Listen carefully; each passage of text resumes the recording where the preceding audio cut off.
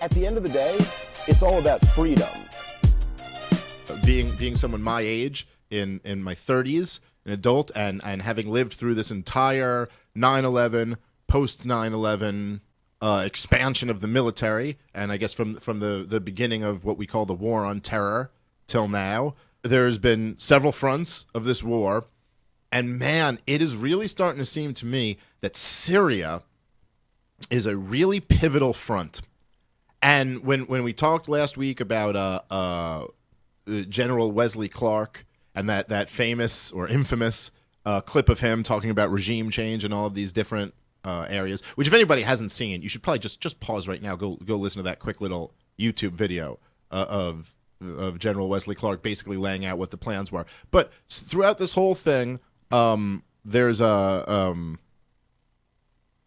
been an interesting, there's been a progression.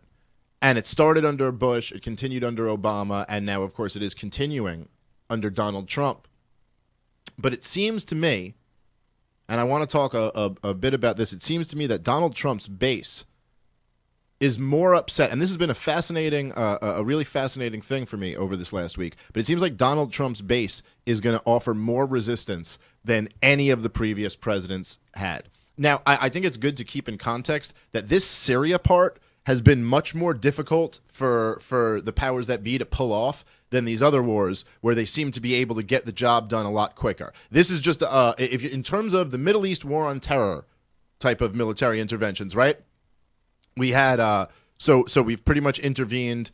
We intervened in Iraq and got the regime change that we wanted there, right? We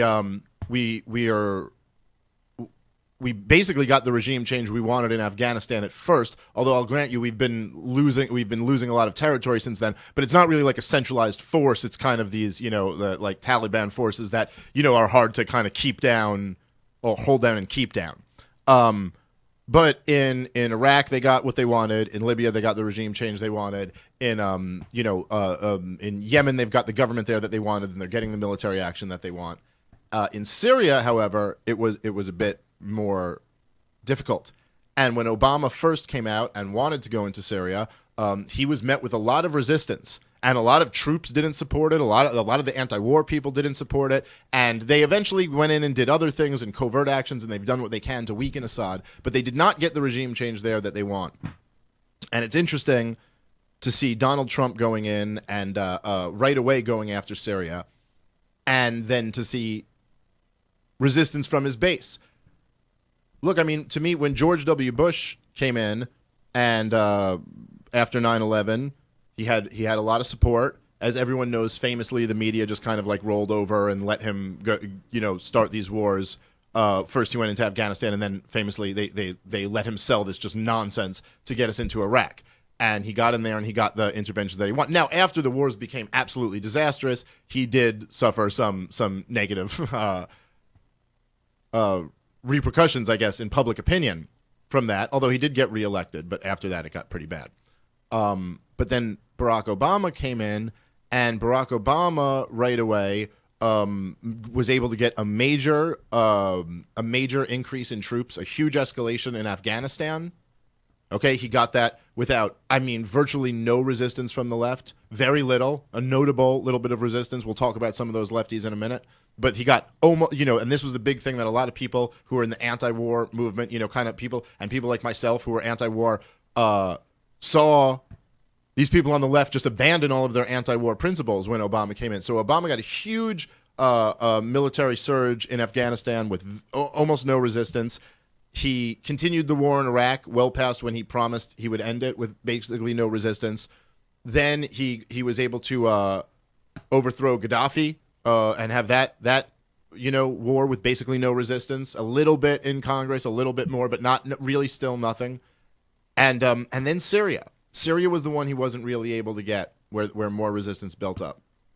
And I think part of it was because the wars had gone so bad, people gave Obama a little bit of a slack, and then they started to see that his policies were also going very bad, and what his administration had been celebrating as the Muslim Spring or whatever was anything but, and it was actually a horrible, continuation of blowback from these failed policies and crazy radical, takeovers of these governments. Anyway, it was all a big disaster, and people started to wake up to that. But what Donald Trump is encountering is a little bit different. And I told you guys on the last episode that I would advise a lot of people who don't even watch the mainstream media anymore or read mainstream media newspapers anymore. I'd say peek back in just this week. I think I said this on Friday's episode. Peek back in just to check on them, just to remind yourself how fucking crazy they start beating the war drums right away. So I got to say, there's something that exposes that. Look, there's something to me, and maybe this is maybe I'm just seeing things through the libertarian perspective, as I tend to. But I think over the last few years, maybe things haven't moved in exactly the direction that the libertarians wanted, but it really has been incredible how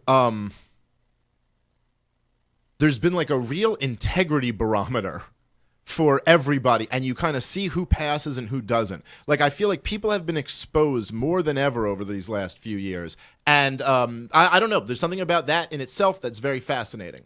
So there's some positive, underlying positive in that.